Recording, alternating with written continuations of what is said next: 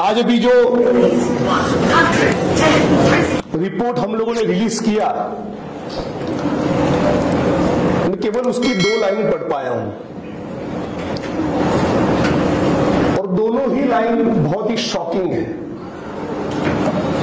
RSS, BJP और नरेंद्र मोदी के सत्ता में आने के बाद दलितों पर होने वाले अत्याचार के मामलों में 48% इंक्रीज हुआ है।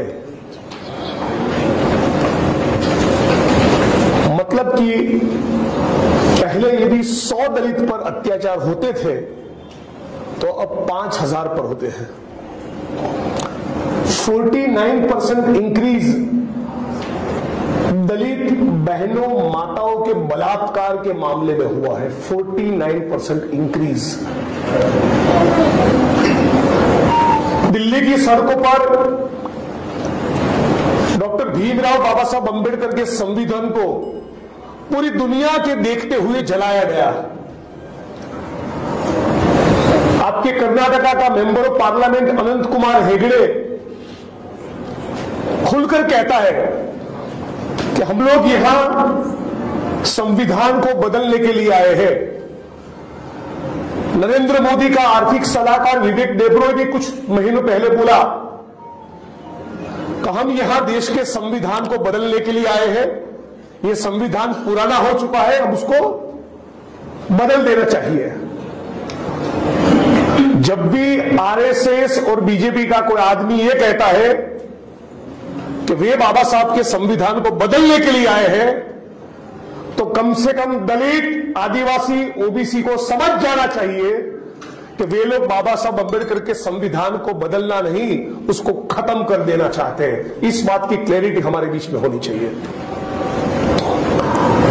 पिछले 10 साल के दौरान पूरे देश में जो भी हुआ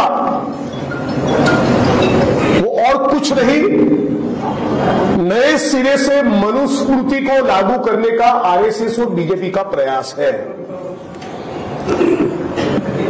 जिस मनुस्मृति में कहा गया कि महिलाओं को और शूद्रों को स्वतंत्रता का अधिकार नहीं, समानता का अधिकार नहीं, शिक्षा का अधिकार नहीं और संपत्ति का अधिकार नहीं, ये मनुस्मृति आरएसएस और बीजेपी के लोगों को चाहिए।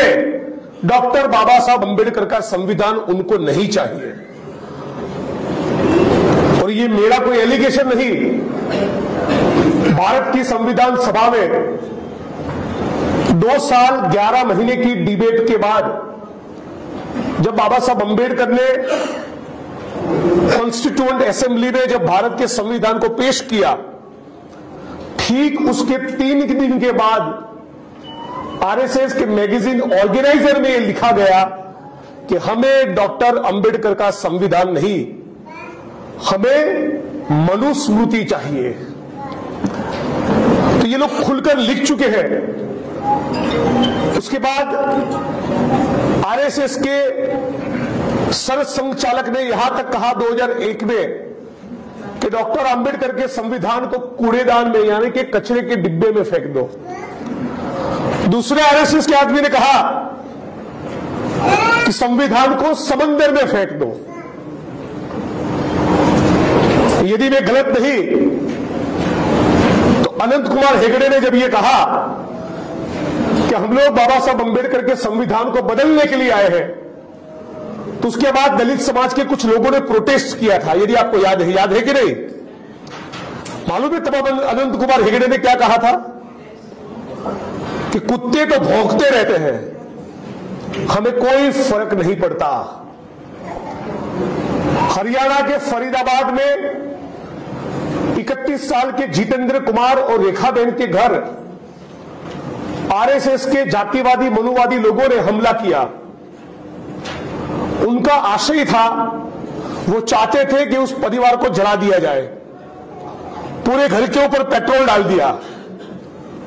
31 साल के जितेंद्र कुमार और रेखाबेन तो बच गए, लेकिन पेट्रोल से घर के ऊपर जो आग जलाई, उस आग के अंदर उनका 9 साल का बेटा और 2.5 साल की बेटी का खून हो गया। जब यह मामला मीडिया में उठा और पत्रकारों ने भाजपा के यूनियन मिनिस्टर वीके सिंह को सवाल पूछा कि ये जातिवादी अत्याचार के खिलाफ आपका क्या कहना है, तो भाजपा के आरएसएस के यूनियन मिनिस्टर वीके सिंह ने कहा कि कुत्ते के ऊपर कोई पत्थर फेंके तो उसमें हमारी सरकार क्या करे। 2 साल पहले असम के मुख्यमंत्री ने मोदी जी के खिलाफ एक ट्वीट करने पर मेरी गिरफ्तारी की। उसी असम के मुख्यमंत्री ने कुछ दिन पहले ट्वीट किया और फिर कंट्रोवर्सी के बाद उसको वो ट्वीट निकालना पड़ा। क्या लिखा था ट्वीट में? ट्वीट में यह लिखा था कि ब्राह्मण, क्षत्रिय और वैश्य इनकी सेवा करना ही शूद्रों का स्वाभाविक कर्तव्य है। गुजरात के भाजपा के एक बड़े नेता पुरुषोत्तम रूपाला ने कहा 2 साल पहले कि ढोल, गवार, पशु, शूद्र, नारी ये तो सब ताड़न के अधिकारी, यानी कि शूद्रों और स्त्रियों को तो ठोकना ही चाहिए, उनको पीटना चाहिए, उनको मारना चाहिए। अब इसके बाद भी दलित समाज में एक भी व्यक्ति यदि आरएसएस की शाखा में जाता है और नरेंद्र मोदी और भाजपा को वोट करता है तो वो बसवन्ना, ज्योतिबा फुले, रामास्वामी पेरियार, डॉक्टर बाबा साहब अंबेडकर और भारत के संविधान का वो अपमान कर रहा है। इस बात को जन जन तक पहुंचाइए। ये कम था कि नरेंद्र मोदी साहब ने 2009 में किताब लिखी और तब वो गुजरात के मुख्यमंत्री थे। केवल भाजपा के कार्यकर्ता नहीं, as a CM of Gujarat वो किताब पब्लिश करते हैं। उस किताब का नाम था कर्मयोगी और कर्मयोगी नाम की किताब में नरेंद्र मोदी साहब लिखते हैं कि सफाई कर्मियों को सफाई काम करने में आध्यात्मिकता का आनंद मिलता है। आइए मोदी साहब, आप भी गुलबर्गा की किसी गटर में उतरिए, फिर पता चलेगा कि आध्यात्मिकता का आनंद क्या होता है।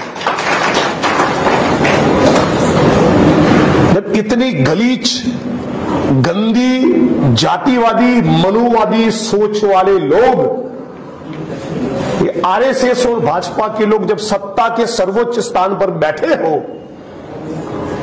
तो इस देश के दलितों को, आदिवासियों को, मुसलमानों को, क्रिश्चियन को, ओबीसी को, डीएनटीस को केवल और केवल ये लोग गुलाम बनाना चाहते हैं। जाति व्यवस्था के खिलाफ सबसे पहला इंकलाब भारत भूमि में किसी ने किया? एक प्रचंड विद्रोह किया, सबसे बड़ा विद्रोह, सबसे बड़ा आंदोलन। उस शख्सियत का नाम है गौतम बुद्ध। और गौतम बुद्ध की विचारधारा पूरे साउथ एशिया में फैली, न केवल भारत में, पूरी दुनिया में धीरे धीरे करके उनकी विचारधारा फैली। हमारे गुजरात के जूनागढ़ जिले से लेकर ओडिशा तक सम्राट अशोक का शासन हुआ करता था। बुद्ध के विहार बने, बुद्ध के भिक्षुक बने, बुद्ध का साहित्य तैयार हुआ। इन तमाम चीजों को डॉक्टर बाबा साहब अंबेडकर का स्टडी ये कहता है, इन तमाम चीजों को सिस्टमेटिकली एक साजिश के तहत मनुवादी ब्राह्मणिकल फोर्सेस ने दोबारा एक होकर बुद्ध के विहारों को खत्म किया, बुद्ध के भिक्षुकों को खत्म किया, बुद्ध का साहित्य खत्म किया। और इस षड्यंत्र को डॉक्टर बाबा साहब अंबेडकर ने प्रतिक्रांति कहा है, काउंटर रेवोल्यूशन। जाति व्यवस्था के खिलाफ जो गौतम बुद्ध कर रहे थे वो थी क्रांति, मानवता की क्रांति, समानता की क्रांति। लेकिन उस क्रांति को उल्टा करने के लिए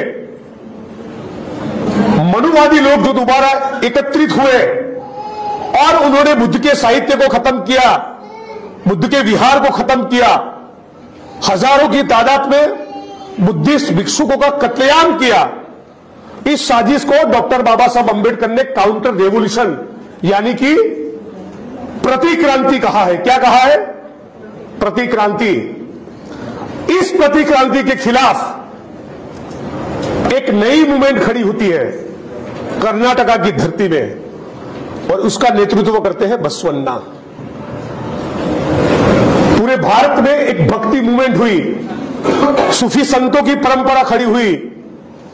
संत ज्ञानदेव महाराष्ट्र में, नामदेव, तुकाराम, गुजरात में नरसिंह मेहता, राजस्थान में मीराबाई, उत्तर प्रदेश में रविदास, संत कबीर, ये भक्ति आंदोलन और सूफी संतों का प्रगतिशील विचार, उनके लिबरल आइडियाज, उनकी समानता की बात, उनकी मानवता की बात पूरे भारत में फैली और जाति व्यवस्था के खिलाफ एक नए सिरे से एक जबरदस्त आंदोलन खड़ा हुआ। तो जाति व्यवस्था के खिलाफ बुद्ध कर रहे थे क्रांति, उस क्रांति को खत्म करने का काम किया मनुवादी लोगों ने, उसको बाबा साहब ने कहा प्रतिक्रांति। यह प्रतिक्रांति के खिलाफ दोबारा क्रांति हुई। ज्ञानदेव, नामदेव, तुकाराम, नरसिंह मेहता, संत रविदास, कबीर, इनके द्वारा। लेकिन ये सारी सामाजिक, सांस्कृतिक और आध्यात्मिक मूवमेंट थी, उसको पॉलिटिकल तड़का दिया तो वो ज्योतिबा फुले ने, रामास्वामी पेरियार ने और डॉक्टर भीमराव बाबा साहब अंबेडकर ने। और उन्हीं दिनों के दौरान हमारा स्वतंत्रता का आंदोलन चल रहा था, और स्वतंत्रता के आंदोलन में भी सभी रंगों के लोग थे, सभी विचार के लोग थे, सभी जाति और धर्म के लोग थे, और धीरे धीरे करके सभी को साथ में लेकर चलने वाला, समानता और मानवता की बात करने वाला डॉक्टर बाबा साहब अंबेडकर के हाथों लिखा हुआ आधुनिक दुनिया का सर्वश्रेष्ठ कॉन्स्टिट्यूशन भारत का संविधान हमें मिलता है। जब संविधान नहीं था और जब मनुस्मृति का शासन था तो क्या हो रहा था? ब्राह्मण, क्षत्रिय, वैश्य, शूद्र, ये 4 वर्णों की व्यवस्था थी कि नहीं? और इस व्यवस्था में ऐसा तय हुआ था कि ज्ञान के ऊपर केवल ब्राह्मणों का कंट्रोल, पढ़ना लिखना और पढ़ाना केवल उसी का काम। ये क्षत्रिय भी नहीं कर सकते, ये वैश्य भी नहीं कर सकते, ये शूद्र भी कर सकते। जमीन और सत्ता के ऊपर कंट्रोल रहेगा कोई एक समाज का, व्यापार के ऊपर कंट्रोल रहेगा वैश्य समाज का, और शूद्रों को केवल सेवा करनी है, चाकरी करनी है, और दलितों को यानी अति शूद्रों को, यानी कि जो पंचम वर्ण के लोग हैं, जो वर्ण व्यवस्था के बाहर के लोग हैं, इन दलितों को, अति शूद्रों को केवल मैला उठाना है और गंदगी साफ करनी है। यह जाति व्यवस्था ने तय किया था, यह मनुस्मृति ने तय किया था। लेकिन संविधान आ गया, संविधान के माध्यम से धीरे धीरे एक साइलेंट रेवोल्यूशन चल रहा था। अब बाबा साहब के संविधान के कारण एक ही समुदाय के लोग पढ़ेंगे और पढ़ाएंगे ऐसा नहीं होगा। वाल्मीकि समाज का सफाई कर्मी भी अपने बेटों को पढ़ाकर आईएएस बनाकर एजुकेशन डिपार्टमेंट का प्रिंसिपल सेक्रेटरी बना सकता है। यह संविधान की ताकत है। जमीन के ऊपर कंट्रोल केवल एक ही समाज का रहेगा, यह भी खत्म हुआ। लैंड रिफॉर्म्स की योजना बनी, जमीनों का आवंटन हुआ। 50 के दशक में, 60 के दशक में, 70 में, 80 में, 90 तक। 90 के बाद धीरे धीरे वो प्रोजेक्ट भी खत्म हो गया, हमारी सरकारों में भी वो कम हो गया। वैश्य ही केवल व्यापार करेंगे, वो भी नहीं रहा। अब बेंगलोर में कोई आदिवासी और दलित समाज का व्यक्ति साधन संपन्न है,